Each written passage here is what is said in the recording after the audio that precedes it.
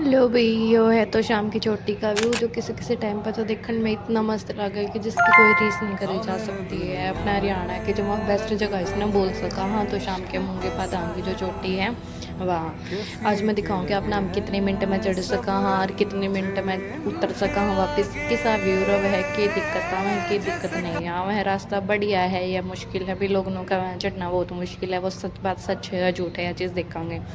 तुम स्कूटी लेके निकल पड़े थे पहाड़ की चोटी पे चढ़ने खतर।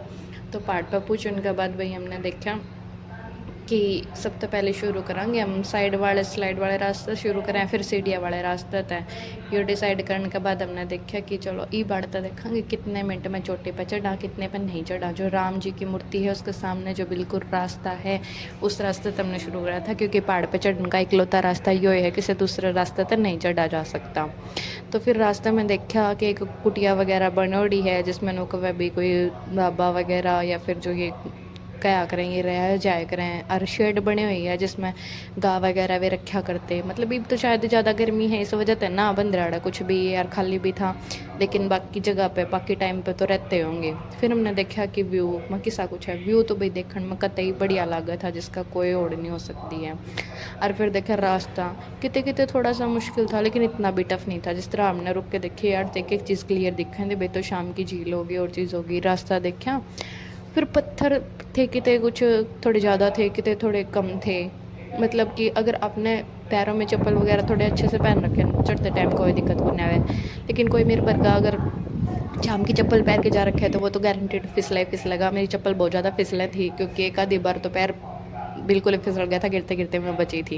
लेकिन रास्ता मुश्किल नहीं था, इसमें रास्ते की कोई दिक्कत नहीं थी। फिर हमने देखा भाई थोड़ी देर ऊपर चढ़े कि आड़े जाके एक बार मेरा पैर गया था फिसल, मैं गिरते गिरते बच गई थी क्योंकि वीडियो रिकॉर्ड करो फिर मैंने ध्यान नहीं दिया था मेरा। फिर ऊपर चल के देखा तो ऊपर सीढ़ियाँ शुरू हो गई थी बीच रास्ते में जाने के बाद, जो दूर की दूर थी। मतलब कि इसके बाद तो चढ़ने में कोई दिक्कतें ना आई क्योंकि जिस टाइम पर सीढ़ियाँ बन रही हो तो उस टाइम चढ़ते टाइम दिक्कत नहीं आया करे। तो मैं वीडियो रिकॉर्ड करूँ थी इसलिए मैं पीछे रह गई थी इन तय।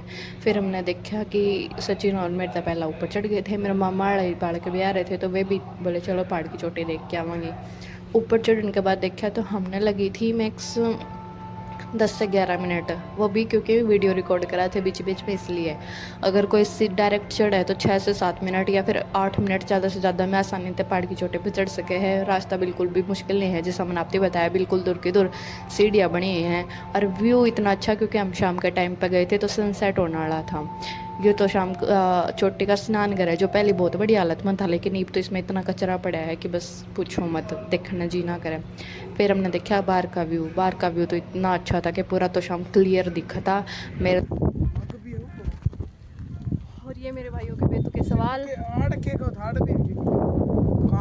मेरा भाई जिसने दूर की दूर में रास्ता दिखाया, ये जो दूर की दूर डरता आया, और ये हमारा तो शाम जिसने भी नहीं देखा है देख लो। तो जैसा कि आपने देखा व्यू बहुत ज़्यादा बढ़िया था भाई। सनसेट देखने का जी करा था लेकिन घर थोड़ा टाइम से आना था इसलिए हम आगे थे वापस। रात में चोटी पे कोई रुक नहीं सकता, ये रूल है अड़े के। फिर चढ़ते टाइम तो रास्ता बिल्कुल भी मुश्किल नहीं था लेकिन उतरते टाइम था थोड़ा हाँ, क्योंकि हवा चले थी बहुत ज़्यादा और उसकी वजह से गिरने के चांसेस ज़्यादा थे कि अगर पैर फिसल गया पिना पिन ध्यान नहीं दिया तो आप गिर सका हाँ। इसलिए हमने फिर एक बार घूम फिर के सारा देखा। मैं कहा चलो ये बहुत हो गया चला है। मेरे मम्मा वाला बाड़ भाई फिसलता चल रहा था जगह जगह, लेकिन आपकी गलती मानना नहीं था। फिर भाई ये चल पड़े आगे आगे और मैं उनके पीछे पीछे। बहुत मज़ा आया, कति मज़ा आया सच्ची में। एक बार आपने तो ज़रूर ट्राई करना चाहिए। इस तरह की लोकल एरिया की वीडियो देखने के लिए मेरा चैनल जल्दी से जल्दी सब्सक्राइब करो।